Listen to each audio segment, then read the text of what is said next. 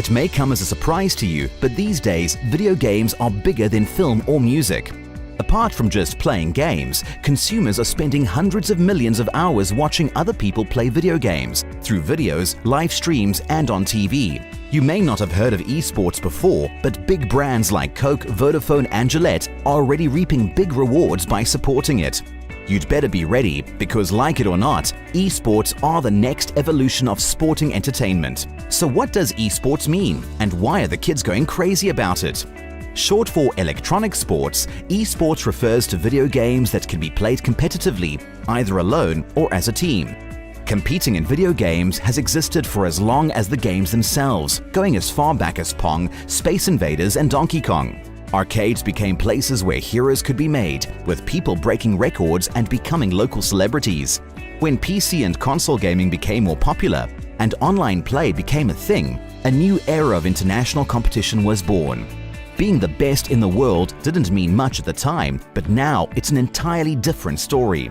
The video games your kids are playing nowadays can make them literal millionaires. There are many games that are considered esports and have tournaments, prizes, and plenty of chances for people to compete. Companies like StarLadder make some of these tournaments into grand spectacles, filling up stadiums full of hungry, excited fans. As a game developer, curating a competitive community and adding certain features to facilitate competitive play could boost revenues as well as the lifespan of your product. Let's have a look at some of the top games right now. One of the most well-known games is League of Legends, often called LOL. Released in 2009, the game revolves around a fantasy world, with two teams vying to destroy each other's base with magic, monsters, and everything in between. Sounds nerdy enough, right?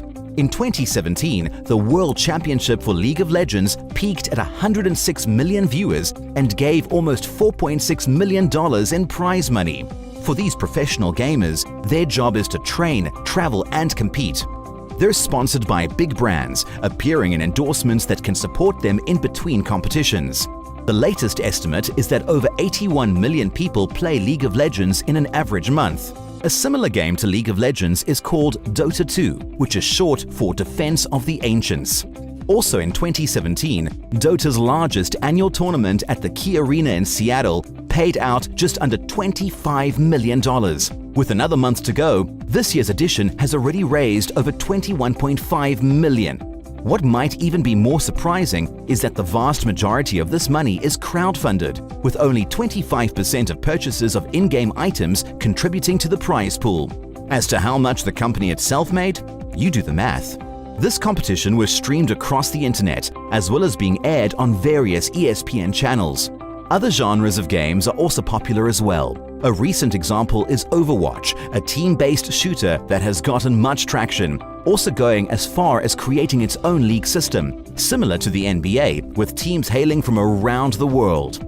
Like physical sports, these teams have staffs or trainers and scheduling coordinators. They're also owned like sports teams, some with very notable owners including professional athletes like Shaquille O'Neal, Magic Johnson, Rick Fox, and Alex Rodriguez, who all own or co-own their own dedicated esports teams and brands.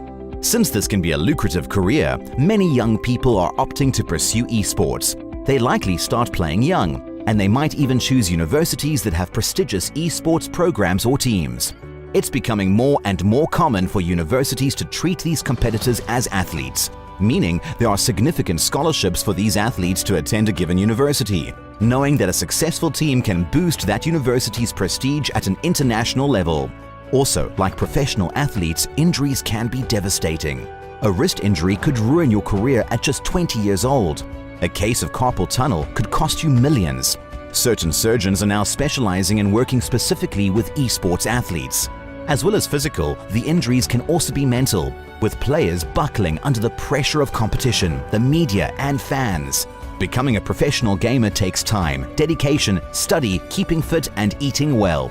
So, in a nutshell, esports is not going anywhere. It's a billion-dollar industry, and one that you'll likely see more and more of once it starts getting more mainstream coverage.